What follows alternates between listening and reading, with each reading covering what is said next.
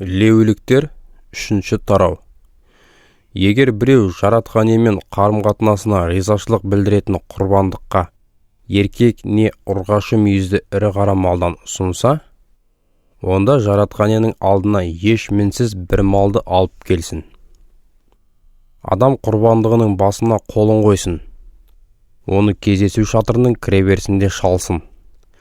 Діни қызмет атқарушы Харонның ұлдары малдың қанынан құрбандық үстеліне барлық жақтарынан бүркіп шашсын.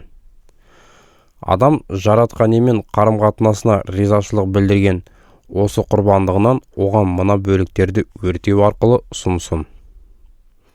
Малдың бүкіл іш майы мен шарбы майын, қос бүйректі, олардағы майды жамбас майымен бірге және бауырдың үстіндегі көк етті, соңғысын бүйректермен бірге бөліп алып қойсын. Харонның ұлдары осы бөліктерді құрбандық үстелінде жанып жатқан отынның үстінде түгелдей өртелетін тартыммен бірге түтетіп өртеп жіберсін. Бұл жаратқан иеге өртелу арқылы ұсынылған хош иісті де ұнамды тарту. Егер біреу жаратқан иемен қарым-қатынасына ризашылық білдіретін құрбандығына еркек не ұрғашы бір ұсақ малын алып келсе, онысы еш мінсіз болуға тиіс. Егер ол тоқты ұсынса, онысын жаратқан иенің алдына алып келсін. Адам құрбандығының басына қолын қойсын. Оны кездесу шатырының алдында шалсын.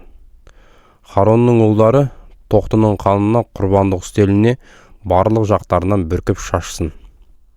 Адам жаратқан иемен қарым-қатынасына ризашылығын білдіретін құрбандығынан оған өртеу арқылы мына бөліктерді тарту етсін.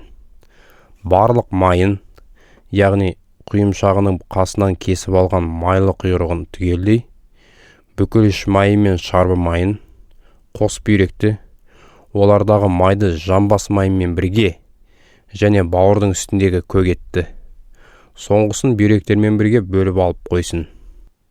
Діни қызметкер осы бөліктерді құрбандық үстелінде тамақ іспетті түтетіп өртеп жіберсін. Бұл жаратқан иеге өртелу арқылы ұсынылған тарту. Егер біреу құрбандыққа ұрғашы ешкі ұсынса, ол онысын жаратқан иенің алдына алып келсін. Адам ешкінің басына қолын қойып, содан кейін оны кездесу шатырының алдында шалсын.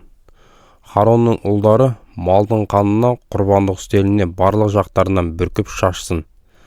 Адам жаратқан иемен қарым-қатынасына ризашылығын білдіретін құрбандығынан оған мына бөліктерді өртеу арқылы тарту етсін.